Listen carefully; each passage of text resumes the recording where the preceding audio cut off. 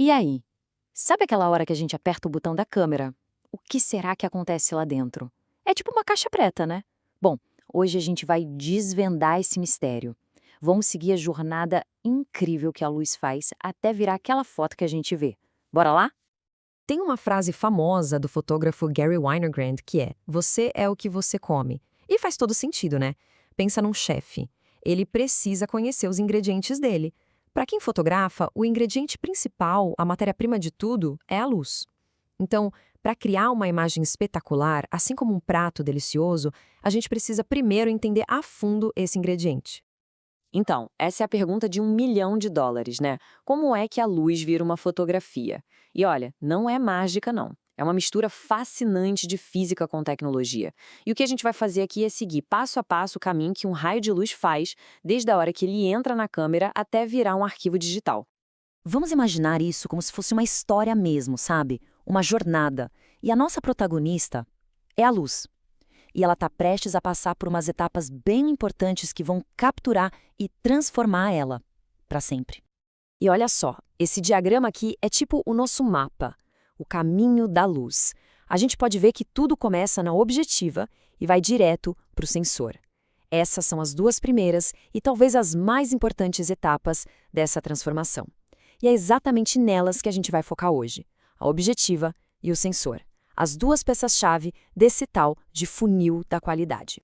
Então, a nossa primeira parada nessa jornada é a porta de entrada, a parte talvez mais crítica de todo o processo, a objetiva, ou como a maioria chama, a lente. É aqui que o jogo começa de verdade. Para entender fácil, é só pensar na objetiva como o cristalino do olho humano. A função dela é pegar aquele caos de raios de luz que vem de todo lado e organizar tudo numa imagem focada. É, literalmente, o olho da câmera. E o mais legal de ver nessa imagem é justamente essa ação acontecendo. A gente vê vários pedaços de vidro, que são os elementos ópticos, trabalhando em conjunto para dobrar e direcionar a luz. Tudo isso para garantir que ela chegue lá no destino final super nítida, super precisa. Então, resumindo, a objetiva tem duas missões principais. A primeira, focar a luz para criar uma imagem limpa, clara. E a segunda, controlar quanta luz vai passar por ela. Pensa nela como um porteiro bem rigoroso. E para fazer esse controle da luz, a objetiva usa uma coisa chamada abertura, ou diafragma. E para continuar com a nossa analogia do olho, a abertura é a íris, sabe? Ela se abre para entrar mais luz quando está escuro e se fecha quando tem luz demais. Beleza. Então, a luz já foi focada e a quantidade dela foi controlada pela objetiva. E agora? Para onde ela vai? Bom, ela chega no coração digital da câmera, o sensor. O sensor, ele é a retina da câmera. É isso.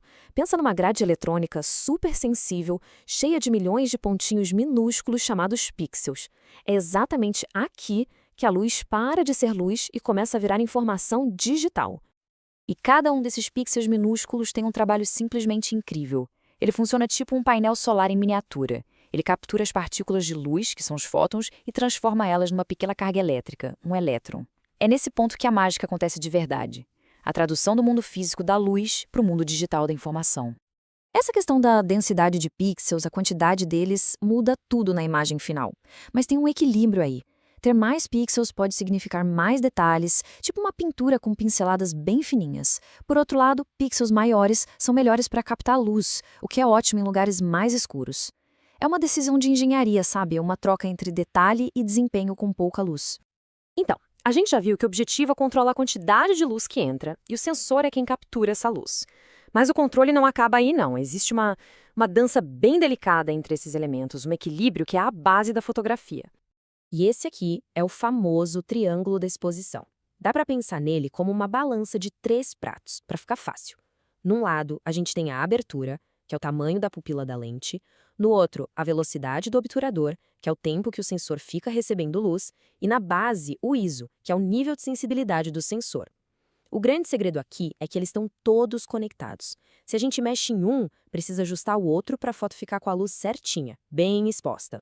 E é aqui que entra a parte criativa da coisa. Cada um desses controles tem um efeito colateral artístico. A abertura mexe com o desfoque do fundo. A velocidade pode congelar uma cena ou criar um borrão de movimento. E o ISO pode adicionar aquele granulado digital, que a gente chama de ruído. Dominar essa combinação é dominar a fotografia. Certo. Agora vamos juntar toda essa parte técnica com o resultado artístico final. Como é que essas escolhas de lente e de sensor realmente mudam a cara de uma foto? Olha, o efeito criativo mais óbvio da abertura é a tal da profundidade de campo, ou DOF. Basicamente, é o quanto da imagem vai estar em foco, bem nítido. E essa imagem aqui mostra isso perfeitamente. Na esquerda, com abertura grande, tipo f.2.8, o assunto principal fica isolado, com o fundo todo desfocado. Perfeito para retratos, né? Já na direita, com uma abertura bem pequena, tipo f.22, tudo fica nítido, da frente até o fundo.